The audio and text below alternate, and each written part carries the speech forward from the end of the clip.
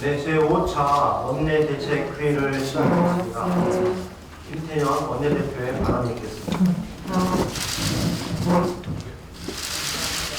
어제 21대 국회 본구성을 마치고 추경심사에 돌입하였습니다. 이와 관련해서 먼저 국민 여러분께 송구스럽다는 말씀을 드립니다. 어제 원구성을 마친 것은 국회 정지 상태를 막고 국민의 삶을 지키기 위한 불가피한 선택이었습니다. 대한민국이 코로나19로 비상 상황에 처한 상태에서 미래통합당의 장기간 국회 보이콧으로 국회는 사실상 기능을 제대로 발휘하지 못했습니다.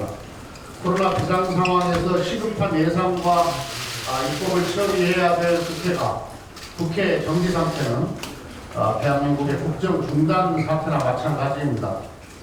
더욱이 긴급한 민생 추경을 처리해야 할 6월 국회가 5일밖에 남지 않은 상황에서 국회 정지 상태가 계속된다면 막대한 민생 피해가 우려되는 상황이었습니다. 3차 추경이 처리되지 않는다면 자영업자, 중소기업, 중견기업 등 500만 국민의 생계가 파산하는 사태를 막을 수 없습니다. 이런 사태를 막기 위해 민주당은 집권 여당으로서 책임 있는 결단을 내려야 했습니다.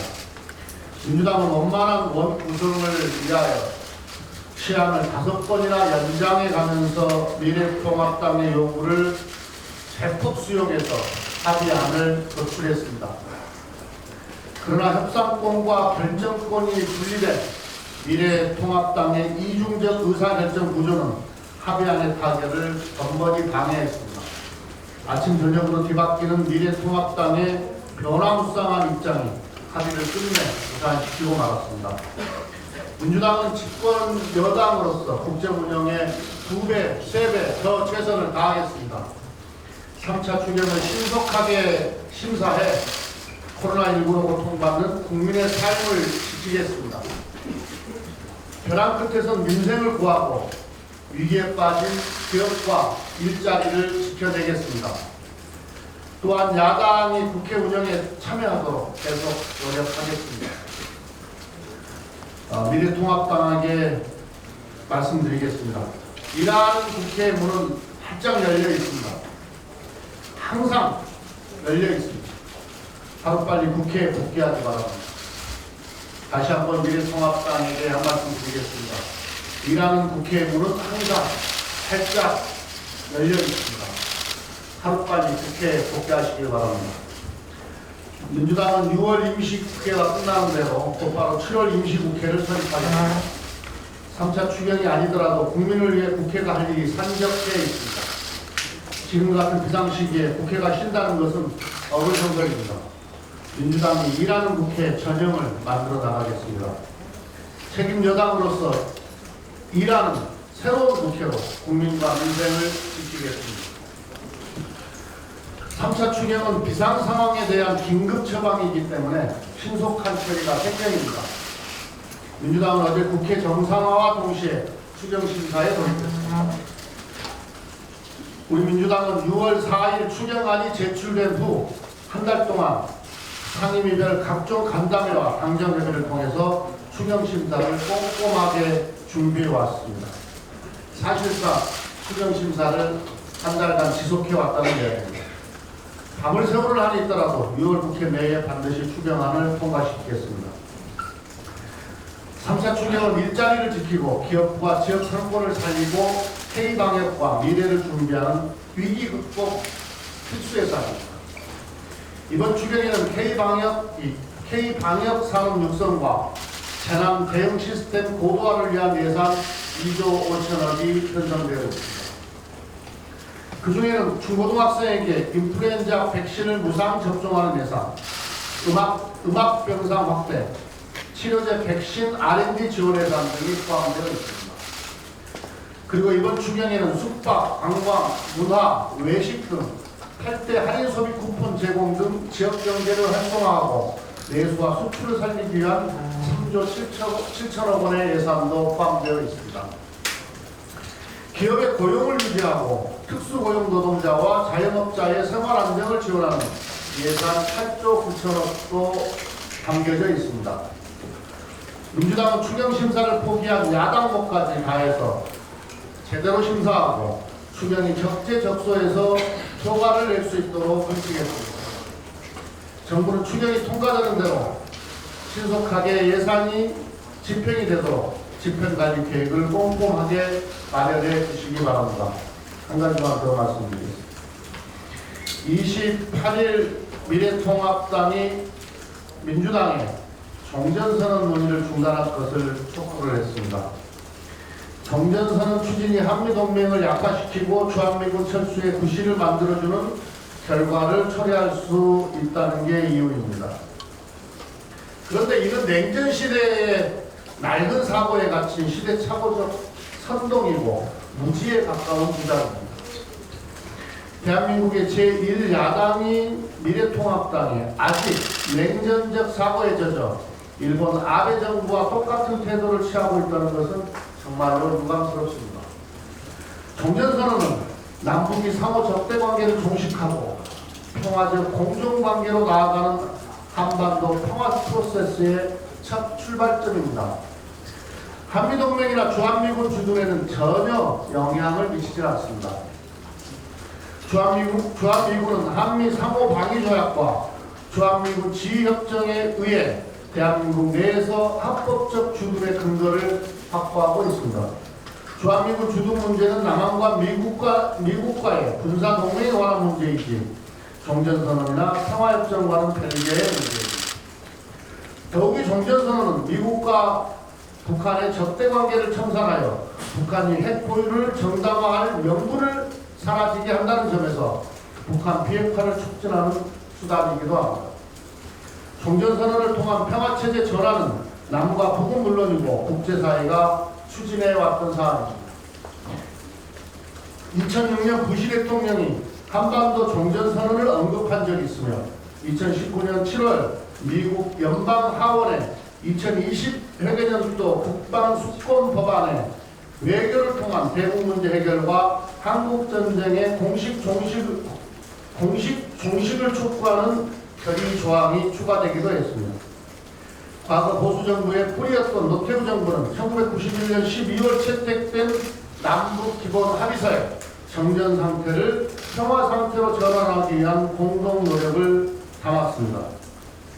최근 남북 경색 국면에서 종전선언은 한반도 평화의 불씨를 되살릴 계기입니다. 분단 이후 75년간 지속된 남북 간 적대와 전쟁 위협을 없애고 한반도의 완전한 비핵화와 항구적 평화를 정착해야 합니다. 그런 점에서 종전선언은 남북 간 적대관계 청산과 북미관계 정상화의 첫 단계가 될 것입니다. 실제로 제2차 하노이 북미 정상회담에서 타결까지 갈 수도 있었습니다.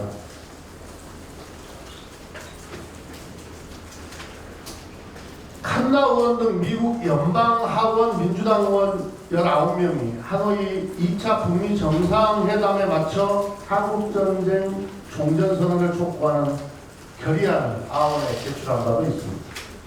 비록 미 행정부 내 보수 강경파와 일본 아베 정부의 방해로 실패했지만 한반도 평화의 불씨를 되살리기 위해 다시 한번 종전선언을 추진해야 합니다. 마침 얼마 전 173명 국회의원의 이름으로 종전선언 촉구 결의안이 발의되었습니다. 민주당은 한반도 평화 프로세스가 재가동될 수 있도록 종전선언 촉구 결의안의 국회 채택을 적극 추진하겠습니다. 그 길에 한반도의 평화와 번영, 세계를 선도하는 대한민국의 미래가 있다고 확신합니다. 제21대 국회가 임기 시작 한 달여 만에 원구성을 마무리했습니다. 여야간 원만한 원구성 합의에 이르지 못해 대단히 안타깝고 유감스럽지만 더불어민주당은 국민이 위임한 책임정치 실현을 위해 불가피한 결단을 내렸습니다. 더불어민주당은 마지막 순간까지 대화와 협상을 통해 원구성 문제를 해결하는 데 최선을 다했습니다. 미래통합당이 터무니없는 요구 조건을 내걸어도 인내의 인내를 거듭하며 타협한 도출에 총력을 기울였습니다. 하지만 미래통합당은 끝내 국민의 기대와 바람을 저버렸습니다. 양당 간의 합의 사항을 거듭 일방적으로 파기했을 뿐 아니라 상임위원 명단 제출 등 국회 정상화를 위한 최소한의 조치도 거부했습니다. 더욱이 당분간 국회 일정에 참여하지 않겠다는 어깃장을 놓고 있습니다. 코로나 국난 위기에 처한 국민의 삶과 나라 경제는 어찌되든 상관없고 오로지 법사위를 골고루 국정 발목 잡기에만 매달리겠다는 신보 아닙니까? 어떤 핑계를 내서도 미래통합당의 민생 파괴 정치를 정당화할 수 없습니다. 민생을 인지도 한 미래통합당의 무책임한 벼랑끝 정치, 이제 종지부를 찍어야 합니다. 더불어민주당은 오직 국민만을 바라보며 조속한 국난 극복을 위해 365일 일하는 국회 만들기에 최선을 다하겠습니다. 결과로 국민들께 평가받고 책임지는 새롭고 생산적인 정치 문화를 실현하겠습니다. 당장 어제부터 모든 상임위가 가동됐는데 산적한 민생 현안 해결과 무엇보다 시급한 3차 추경 처리에 박차를 가하겠습니다. 현장에서 추경 통과를 애타게 기다리고 있는 소상공인, 근로자, 실업자, 청년 학생 등 640만 명 이상의 국민과 위기기업 지원을 위해 오늘 3일 추경 처리에 나서겠습니다. 정부도 추경 통과 즉시 예산이 민생 현장에 즉시 투입될 수 있도록 관련 행정 절차 준비에 만전을 기해주기 바랍니다. 더불어민주당은 정부와 함께 예산 집행 현안 등을 연밀하게 관리 점검해서 3개월 이내에 75% 이상 집행이라는 목표를 반드시 달성하도록 하겠습니다. 일본의 부당한 수출 규제 조치가 취해진 지 1년이 됐습니다. 우리 대법원의 강제징용 배상 판결에 대한 보복으로 시작된 일본의 조치는 정경분리라는 국제사회의 보편적 상식에 위배될 뿐 아니라 자유로운 무역 질서의 근간을 훼손하는 대단히 어리석은 처사입니다. 지난 1년 일본의 무모한 도발에 대한민국은 당당하고 유연하게 맞서 왔습니다. 민관정이 힘을 모아 핵심 품목의 수급을 안정화하고 소재 부품 장비 산업의 기술 경쟁력을 한층 강화했습니다. 이 같은 노력에 힘입어 불화 수소의 경우 대일 수입 의존도가 31%포인트 이상 낮아졌고 100대 품목의 국내 생산 역량도 대폭 확충됐습니다. 소부장 R&D 프로세스 혁신과 기초 원천 기술 확보도 순조롭게 진행되고 있습니다. 지난 4월부터 시행된 소부장 경쟁력 강화 특별법을 기반으로 특화 선도기업 육성, 핵심 전략, 기술 개발 등 소부장 산업의 경쟁력을 획기적으로 제고하기 위한 정책들 역시 본격 추진되고 있습니다. 다시는 일본에 휘둘리지 않겠다는 국민적인 의지와 영혼이 있었기에 지난 1년 위기를 지혜롭게 돌파하고 우리의 산업 기반은 더욱 단단해질 수 있었습니다. 국민 여러분과 기업인, 관계당국의 노고에 거듭 깊은 감사를 드립니다. 하지만 아직 가야 할 길이 남아 있습니다. 핵심 품목의 안정에 주력했던 그간의 대책을 넘어 보다 공세적이고 적극적인 산업 비전 마련에 나서야 합니다.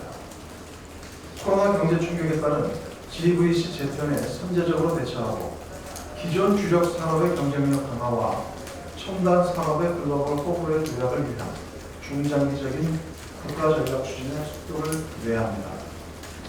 더불어민주당은 소부장 산업뿐만 아니라 한국판 뉴딜 등 경제 산업의 패러다임을 혁신하기 위한 대장정에 본격 나설 것입니다. 바로 이것이 경제 한일전의 최종적인 승리로 나아가는 길이라 확신합니다. 일본 정부에게 당부 말씀을 드립니다.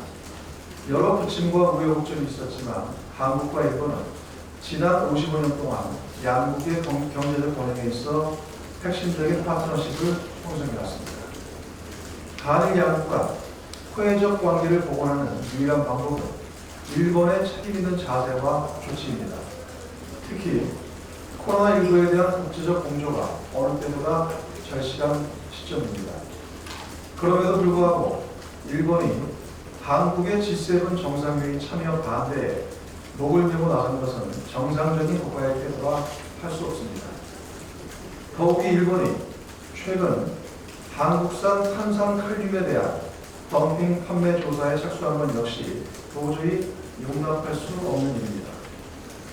아베 정권의 이딴 비이성적 행동에 강한 유감을 표합니다. 당정은 이에 강력하게 대응할 것입니다. 거듭 강조하지만 한일 관계를 푸는 유일한 해법은 일본의 자기 반성과 그에 따른 성의 있는 조치입니다.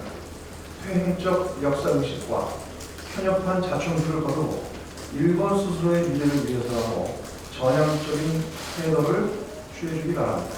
이상입니다. 네, 국회 산자위원이신 이성만 부대표의 발언이 있겠습니다. 네, 이성만 의원입니다. 앞서 발표하신 조정식 정책위원장님의 일본의 경제 침탈과 관련해서 말씀드리도록 하겠습니다. 내일이면 1년 전 7월 1일 일본 경제산업성이 플러스도 포토레지스토 등 반도체 및 디스플레이 제조 핵심 소재의 수출을 제한했습니다. 당시 일본은 자유롭고 공정한 무역을 강조한 G20 정상회의 영혼이 가시기도 전에 국제 평화와 안전 유지를 위해서라는 거짓 명분을 내며 규제 조치를 단행했습니다. 강제 지정 대상에 대한 불만과 대한민국이 주도하는 반도체 디스플레이 산업에 타격을 가하려는 일본의 계략은 우리에게 역사를 잊지 않아야 한다는 교훈을 일깨우는 한편 소재 부품 장비 이른바 소부장 자립과 기술 독립을 위한 계기가 되었습니다.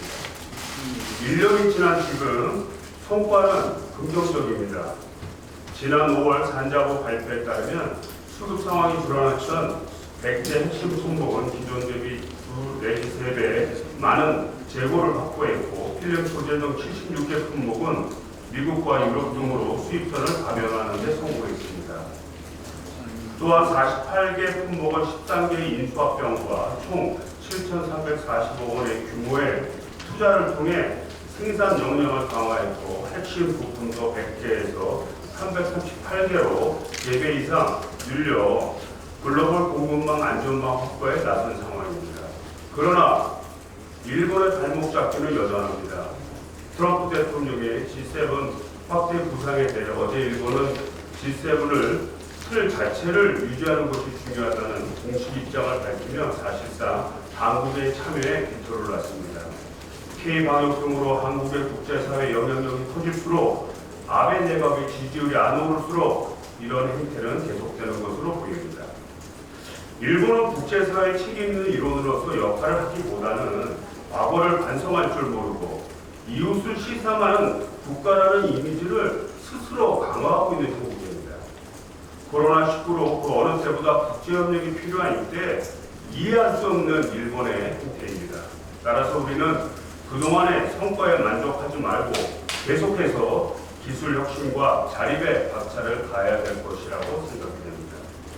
어제 제가 속한 산자위에서 수출 중대, 한국산 유질 그리고 K방역 산업 육성 등을 포함한 3차 추경안을 심사했습니다.